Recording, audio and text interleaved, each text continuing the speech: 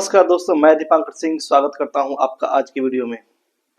Dollar के मुकाबले रुपये की कीमतों में भारी गिरावट दर्ज की गई है। जी हां, अब $1 का अर्थ 94 रुपये हो जाएगा। हालांकि विशेषज्ञ कह रहे हैं कि ये अब 2027 तक ये 95 रुपये तक आने की पूरी संभावना है। इसके लिए लगातार प्रयास हो रहे हैं कि भारतीय अर्थव्यवस्था अपने इस बुरे दौर से निकल जाए।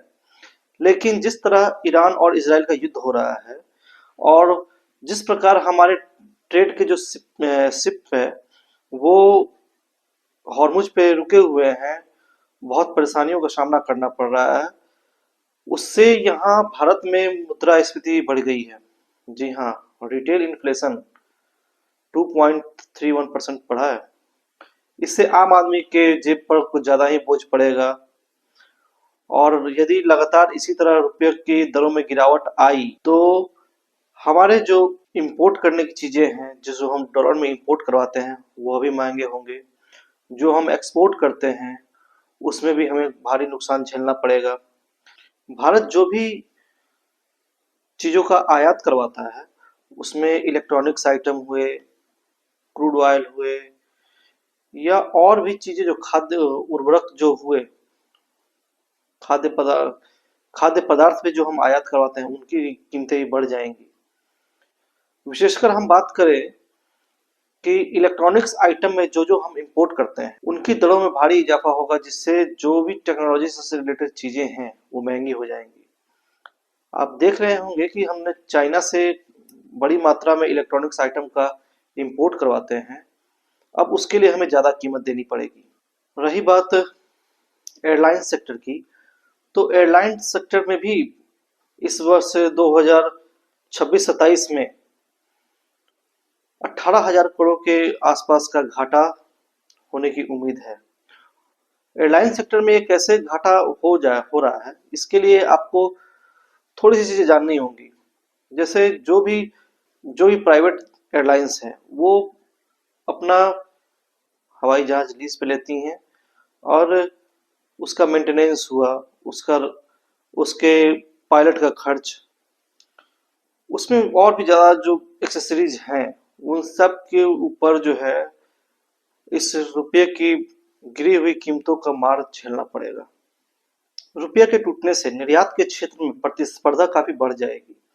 जैसे हमारे जो निर्यात के जो सेक्टर हैं, आईटी सेक्टर हुआ, फार्मा सेक्टर हुआ, टेक्सटाइल सेक्टर हुआ, इन सब में रुपये की गिरी दर की वजह से काफी नुकसान कंपनियों को झेलना होगा। और विशेषज्ञ ये बताते हैं कि यदि इसी तरह नुकसान हुआ और रुपये की कीमत ऐसे ही घटती रही तो आने वाले समय में भारत को इससे निपटने में काफी मुश्किलों का सामना करना पड़ सकता है।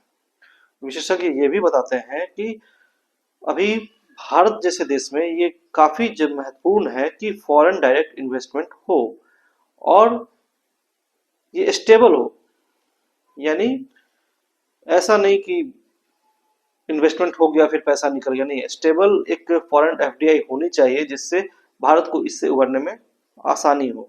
अगर बात करें एमएसएमई रजिस्टर्ड कंपनियों की, तो उनके ऊपर भी इसका काफी प्रभाव देखने को मिलता है।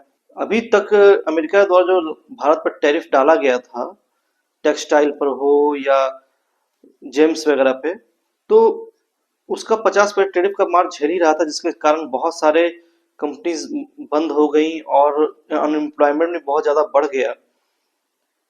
और इसके बाद जब ये युद्ध शुरू हुआ और जब अमेरिका ने टैरिफ हटाया, रुपये में अगर गिरावट आ रहा है तो इससे एमएसएमई कंपनियों को खड़े होने में काफी मुश्किलों का सामना करना पड़ेगा। राहत की बात यह है कि आरबीआई ने राहत देते हुए लघु और मध्यम उद्योगों को कोलेट्रल फ्री लोन की व्यवस्था की है, जहां छोटे कारोबारी 10 से 20 लाख तक का लोन बिना किसी पेपर वर्क के ले सकते हैं। और रही बात, कुछ ऐसे भी कारोबारी हैं जिनकी सरकार में लेन देन की जो प्रक्रिया है वो काफी बहुत ही अनुशासित है, उसकी वजह से उन्हें ज्यादा का भी लोन मिल सकता है। तो फिलहाल हम बात कर लेते हैं कि जो भी आईटी सेक्टर है या फार्मा सेक्टर है और टेक्सटाइल सेक्टर है, इनमें कैसे चीजें बढ़ेंगी। तो यदि बात करें आईटी सेक्टर में, तो इससे भारत को घाटा ही होगा, क्योंकि डॉलर कम आएगा, तो यहाँ पर रुपए की गिरावट की वजह से उस पर ज़्यादा प्रभाव पड़ेगा।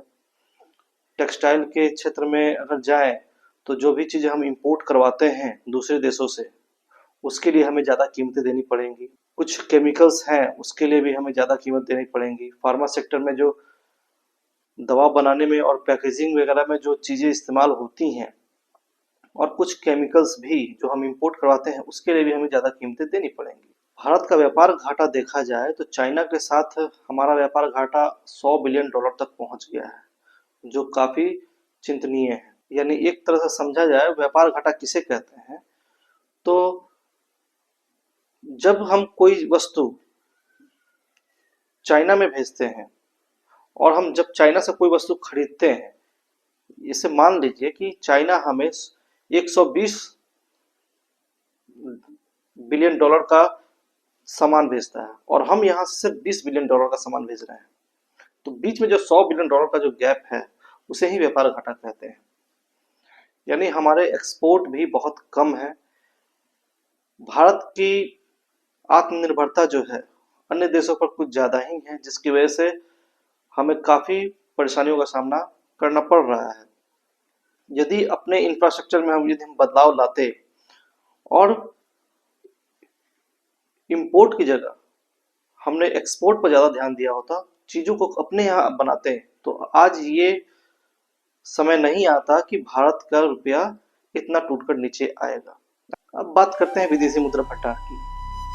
फरवरी माह में भारत का विदेशी मुद्रा भंडार 725 बिलियन डॉलर था, जो कि मार्च में घटकर 709 बिलियन डॉलर तक पहुंच गया है। हम लोग का जो भी मुद्रा भंडार था, वो इस युद्ध के कारण और भी ज्यादा गिरता जा रहा है। और आने वाले समय में यह आशंका जताई जा रही है कि यदि इसी तरह भारत का विदेशी मुद्रा भंडार गिरता रहा, तो भारत के लिए सरवाइव करना काफी मुश्किल हो सकता है। विशेषज्ञ यह भी बताते हैं कि भारत को भविष्य में आने वाली परेशानियों से बचने के लिए अपने विदेशी मुद्रा भंडार को 1 ट्रिलियन डॉलर तक करना होगा। तो आप सोच सकते हैं कि भारत अभी किन किन परेशानियों से जूझ रहा है, और हमारे लिए बहुत ही परेशानी खड़ी करने वाला है। वहीं बात करें कृषि क्षेत्र की, तो भारत के कृषि क्षेत्र पर इसका बहुत बड़ा प्रभाव पड़ने वाला है।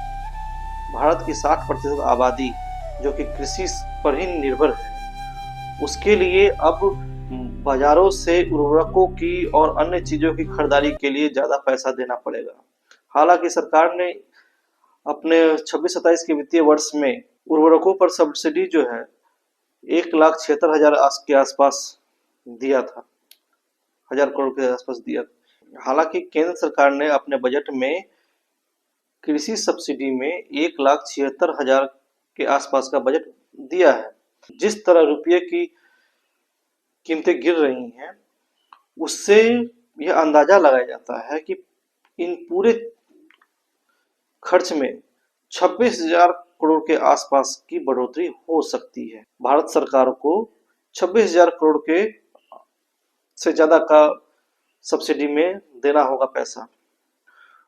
तो ऐसी परिस्थिति में यदि देखा जाए तो भारत सरकार जो है पूरी तरीके से हर तरफ से घिरती हुई नजर आ रही है।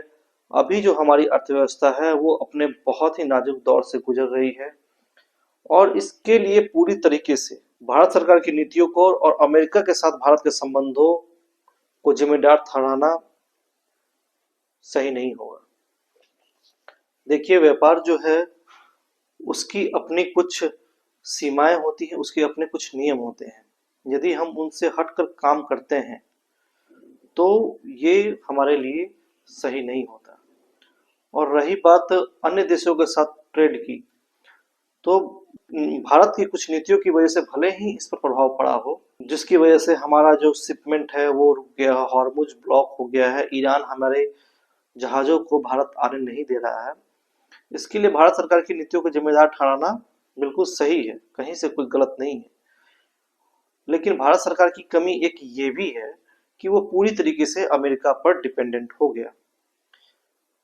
हमारे नीति निर्माताओं को ये सोचना चाहिए कि जब हमारे जो चीजें हैं वो हम ज्यादा हैं, तो हमें हर देश के साथ ऐसा संबंध बना के रखना चाहिए ताकि हम तक चीजें जो है सही वक्त पर पहुंच सके और अच्छे कीमतों पर हम व्यापार कर सकें। आने वाले समय में जिस तरह रुपये का वैल्यू गिर रहा है, उससे हमारे देश में आर्थिक पैदा होना लाजमी है, वो होकर रहेगा। जैसे आपने देखा कि ईरान और इसराइल के युद्ध के कारण भारत में एलपीजी गैस सिलेंडरों की जो कमी से हम जूझ रहे थे, और जिसकी वजह से भारत सरकार को 60 रुपए प्रति सिलेंडर कीमतें बढ़ानी पड़ी, उससे हमारे दैनिक जीव खर्च में भी बढ़ोतरी हो गई है। और कहीं ना कहीं वो हर उस आम आदमी को प्रभावित करेंगी जो छोटे मोटे काम के लिए शहर जाता है या फिर कहीं काम कर रहा है, रोजगार पर भी इससे बहुत ज्यादा असर पड़ेगा, उनके खर्च पर भी बढ़ोतरी होगी। वैसे हमारे देश में अभी एलपीजी सिलेंडरों की कमी नहीं है, सरकार द्वारा ये बताया गया है, लेकिन यह कब तक चलेगा, सोचना आपको है। यदि आपको मेरा वीडियो सही लगा हो तो वीडियो को लाइक जरूर करें, सब्सक्राइब जरूर करें, और हो सके तो इसे ज़्यादा से ज़्यादा शेयर करें ताकि अन्य लोगों तक भी भारत के ऊपर जो अभी आर्थिक परेशानी आ रही है या आ चुकी है, उससे सही तरह से लोग रूबरू हो सके। धन्यवाद।